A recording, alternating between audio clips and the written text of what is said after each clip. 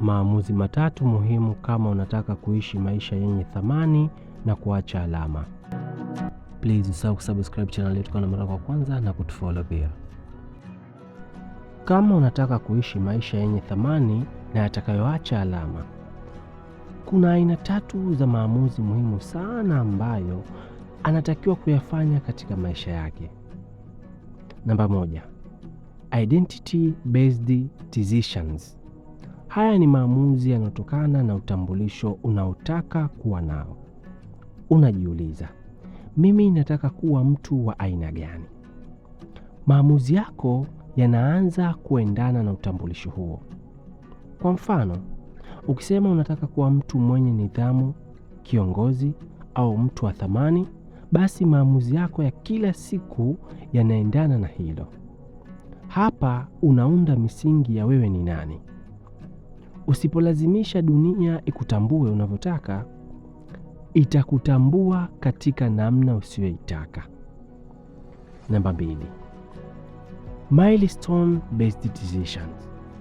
Haya ni maamuzi yanayolenga malengo au viwango fulani unavyotaka kuvifikia katika maisha.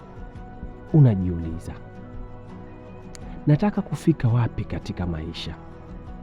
Inaweza kuwa kiwango cha mafanikio ama kiwango cha elimu ama kiwango cha kipato au kiwango cha maisha unayotaka kuishi. Hapa unaweka hatua na malengo ya safari ya maisha yako. Kiwango unachotaka kukifikia ndicho kitakachoamua gharama unayopaswa kuilipa. Namba 3, legacy based decisions. Haya ni maamuzi yanayolenga alama utakayoiacha duniani baada yako. Unajiuliza, nataka watu wanikumbuke kwa nini?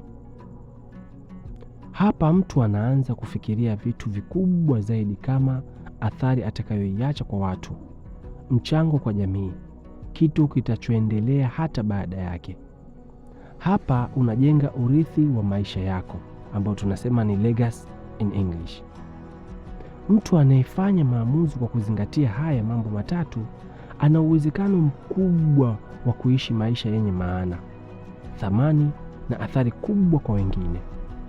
By the way, kama umeipenda makala hii, usisahau kufollow page hii na kusubscribe pia YouTube channel yetu kujifunza zaidi. Badilisha fikra, badilisha maisha, umakini unahitajika.